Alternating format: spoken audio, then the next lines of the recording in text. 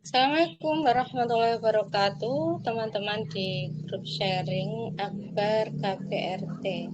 Oke, pada hari ini kita akan membahas tentang uh, bebenah waktu, bebenah waktu ala emak-emak osop. Ya, sebenarnya sih materi ini biasanya saya sampaikan melalui tulisan. Nah, tapi kali ini akan saya sampaikan melalui video gitu ya. Biar apa? Mungkin nanti biar bisa lebih mengena atau lebih paham gitu ya, lebih bisa dipahami lah gitu. Nah, bebenah waktu ini adalah sesuatu yang katanya sangat sulit dilakukan atau manajemen waktu. Banyak yang bilang, Mbak, saya kok kesulitan ya untuk konsisten gitu. Mbak, saya kok kesulitan ya membagi waktu. Ada yang bilang lagi, aku nggak bisa ini, aku nggak bisa itu, karena nggak ada waktu. Benarkah demikian? Benarkah memang Anda tidak punya waktu? Saya rasa enggak ya. Semua orang itu mempunyai kesempatan yang sama, yaitu 24 jam. Ya, uh, katanya makannya juga sama gitu ya. Makannya juga sama-sama nasi gitu. Sama-sama karbohidrat lah gitu ya. Kenapa dia bisa, aku enggak? Ada yang bilang gitu juga. Nah, untuk ke arah sana gitu ya. Ini berarti memang hubungannya pada beberapa waktu atau manajemen waktu. Sangat sulit ya, memang sangat sulit kalau misalnya kita tidak tahu patokan-patokan atau aturan-aturan di dalam membuat manajemen waktu. Manajemen waktu itu enggak sembarangan sih. Ada yang bilang ya, ini ada yang bilang lagi, Anda harus punya mimpi gitu, harus punya mimpi atau Anda harus punya kegiatan. Apakah itu salah? Enggak. Ya, memang manajemen waktu ini adalah sesuatu yang bisa Anda lakukan untuk meraih mimpi-mimpi yang Anda inginkan atau ingin capai gitu ya. Nah, patokan-patokan apa saja sih yang ada pada manajemen waktu? Sebenarnya sangat mudah ya. Patokannya itu adalah kita awali dari kebutuhan tubuh kita dulu ya. Kenapa begitu? Karena kebutuhan tubuh kita ini adalah sumber utama kekuatan untuk menjalani hari-hari gitu ya. Artinya apa? Kalau misalkan kita sakit ya, kita sakit atau tubuh kita tidak berenergi gitu ya, nggak punya energi, ya mana bisa kita melakukan kegiatan harian dengan baik gitu. Oleh karena itu, yang didahulukan apa? Yang didahulukan adalah perlu dicatat dulu itu adalah jam makan ya, jam makan Anda, jam makan suami, jam makan anak. Atau boleh kebutuhan yang pertama ya, anak kalau pagi itu kan mau mandi misalkan yang masih dimandiin. Anak TK, terus SD ya, SD kelas 1 atau ya kelas 1 itu biasanya kan masih dimandiin ya. Nah, itu ditulis dulu. Nah, patokan-patokan yang seperti itulah nanti akan akhirnya mengantarkan Anda pada kegiatan-kegiatan yang lain. Walaupun misalkan jam 7 pagi itu anak berangkat sekolah ya, itu kan patokannya di situ. Nah, nanti untuk mempersiapkan ini apa gitu kan, untuk mempersiapkan ini apa, misalkan kita bikin sarapan, berarti sarapan ditulis lagi nanti jam 5 misalkan gitu, jam setengah 6. Nah, paginya loh Mbak, saya juga harus beribadah sholat gitu kan, ya berarti ditentukan lagi jam sholat. Nah, jam sholat ini kan menunggu subuh gitu ya, subuh pun kadang jamnya kan kurang lebih maju mundur gitu ya kalau di awal waktunya. Nah, bisa dipastikan jam 5 itu pasti sudah subuh ya, sudah subuh pasti. Nah, itu bisa pakai patokan yang seperti itu. Berarti nanti ditulis sholat jam 5 pagi gitu. Nah, nanti sebelum itu eh, semua keluarga belum bangun kan, seluruh anggota keluarga belum bangun, suami, anak juga masih tidur. Nah, itu adalah saat-saat otak kita masih fresh.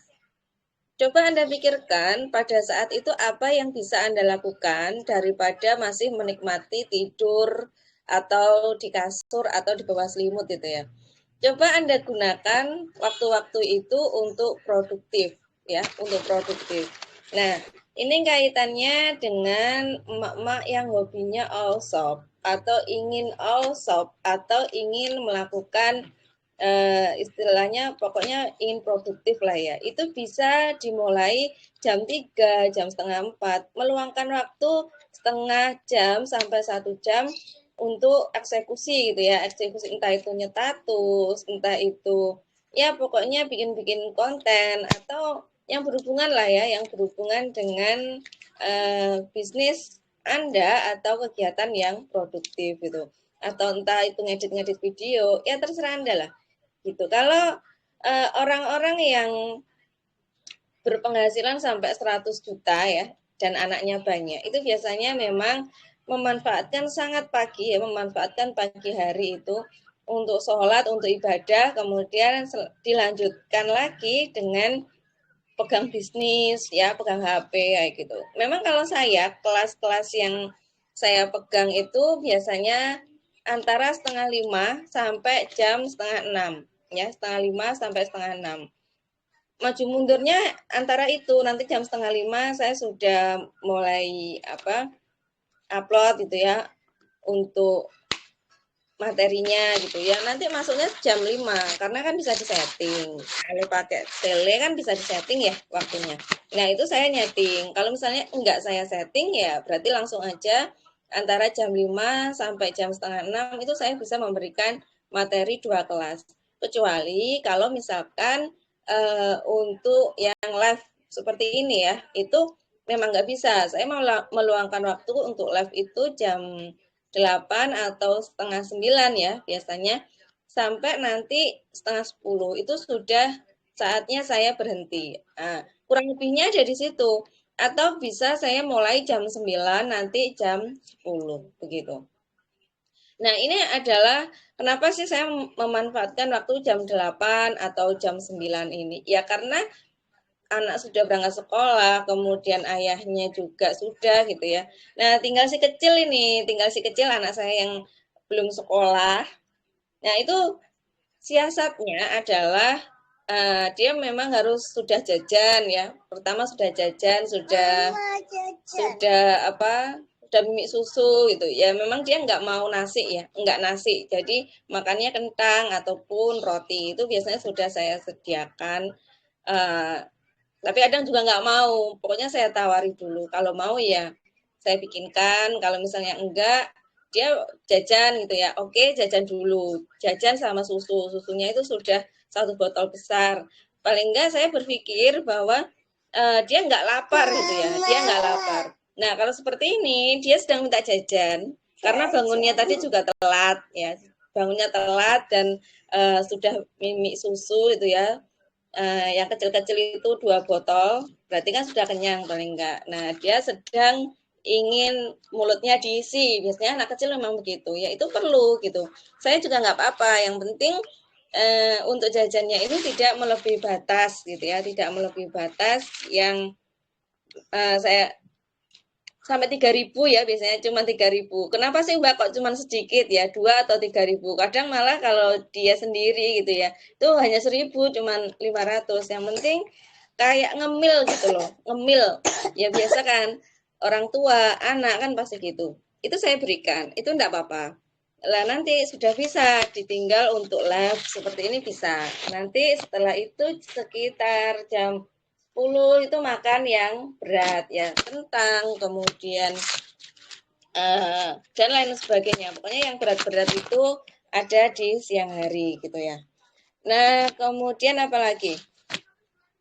Untuk jadwal jadwal harian ini memang kalau misalnya Anda ya, Anda belum punya suatu tujuan hidup misalkan eh, bahasanya berat ya, tujuan hidup itu.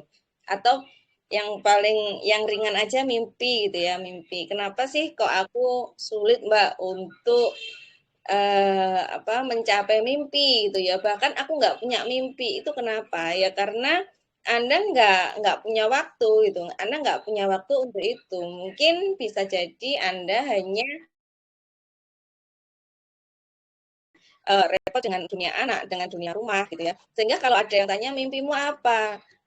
Jawabannya adalah ting dung gitu ya. Jadi cuman tanda tanya gitu ya. Nah, dari situlah kalau mau bikin jadwal yang produktif ya, yang produktif, coba bertanya dulu kepada diri sendiri. Saya ini punya jadwal untuk apa gitu ya? Untuk apa?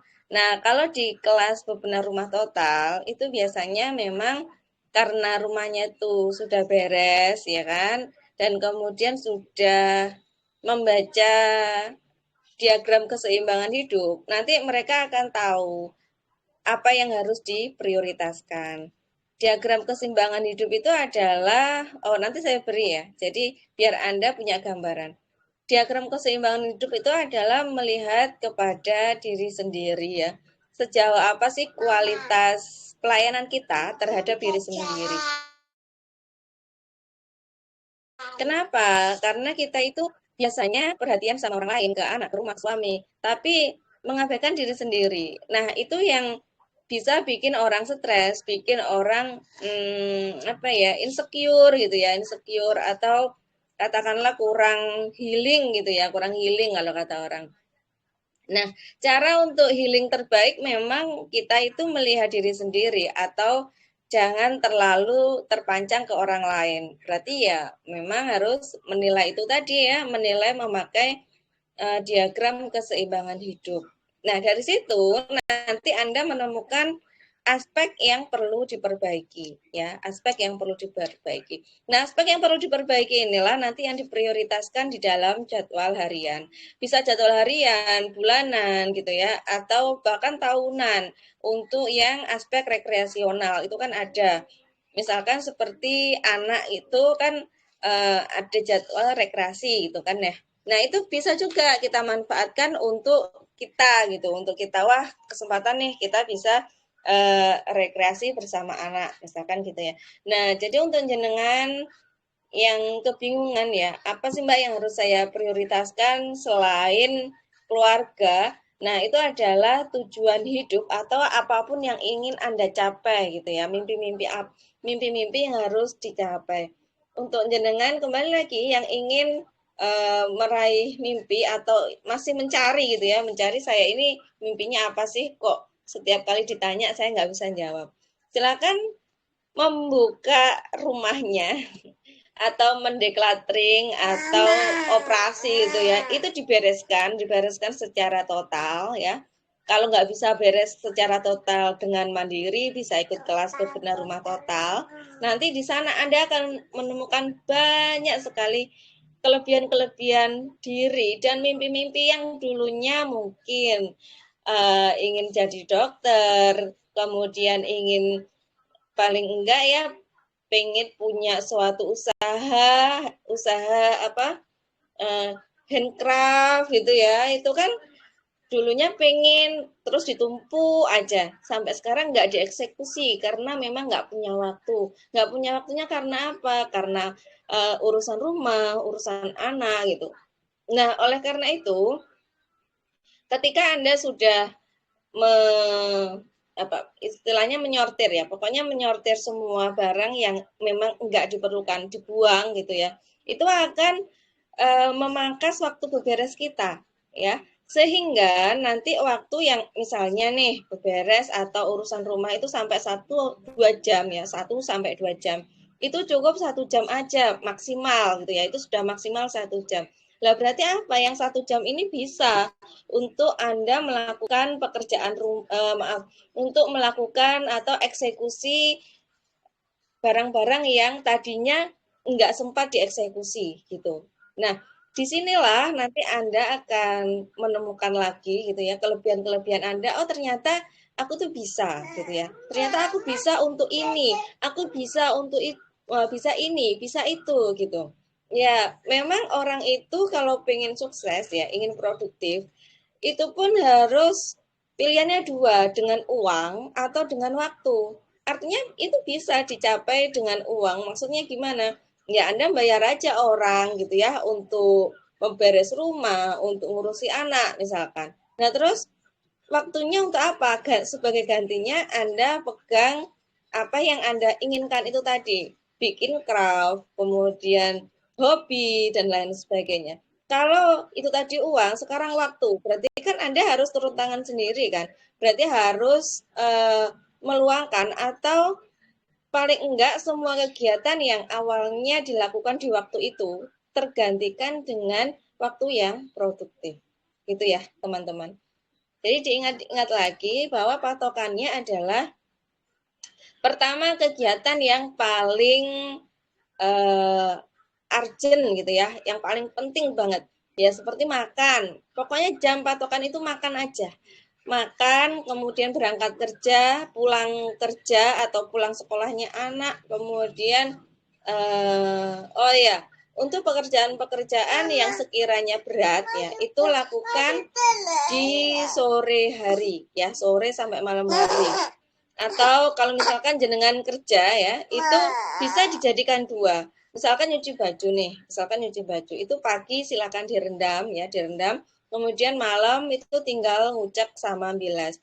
Atau bisa dibalik, pagi itu ngucek ya, ngucek kemudian malam tinggal bilas, kemudian jemur begitu. Terus seperti itu. Kenapa Mbak kok nggak boleh pekerjaan berat dilakukan di pagi hari? Jawabannya adalah karena ketika kita menghabiskan tenaga kita di pagi hari, ya, itu akan bikin kita bad mood, ya, akan bikin kita bad mood, nggak punya tenaga ya karena sudah habis. Untuk siang harinya juga gitu, ya, untuk siang harinya bawaannya marah mulu, badan capek gitu ya, sering capek-capek. Ya kenapa? Ya karena memang Anda sudah kehabisan tenaga gitu loh. Jadi bad mood, nanti diganggu sama anak ya kan, kemudian belum lagi masak, coba tenaga-tenaga yang sudah habis ditambah habis lagi ya, badan kita yang nggak kuat begitu.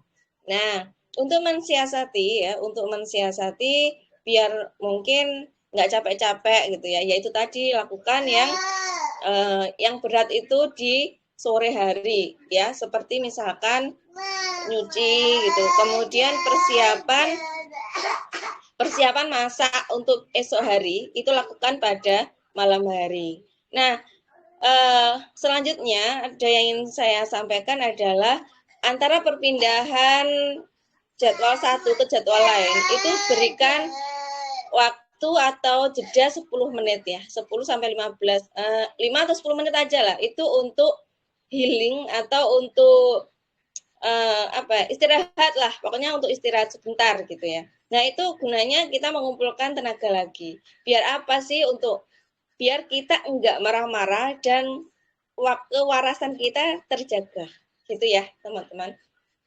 Saya rasa itu untuk lebih jelasnya ya, atau ya lebih jelasnya ingin diskusi, monggo diskusi di grup gitu, tanya aja apa yang ingin ditanyakan. Nah kemudian untuk teman-teman yang benar-benar rumahnya berantakan, nggak bisa beberes, bahkan nggak bisa masak ya, saya dulu juga nggak bisa masak, nggak bisa beberes, itu bisa ikut kelas bebenah rumah total, di mana itu bukan hanya sekedar kelas beberes, tapi itu adalah kelas self healing gitu ya, menyembuhkan. Kenapa? Karena banyak treatment yang akan dijalani di kelas bebenah rumah total, diantaranya adalah decluttering, kemudian tips dan trik yang bisa meringankan tugas ibu, kemudian aspek-aspek yang bisa menurunkan emosional atau psikologi yang kacau gitu ya, itu bisa diluruskan di sana. Ya memang butuh treatment ya, kalau kita ingin sehat, benar-benar sehat secara mental itu butuh treatment.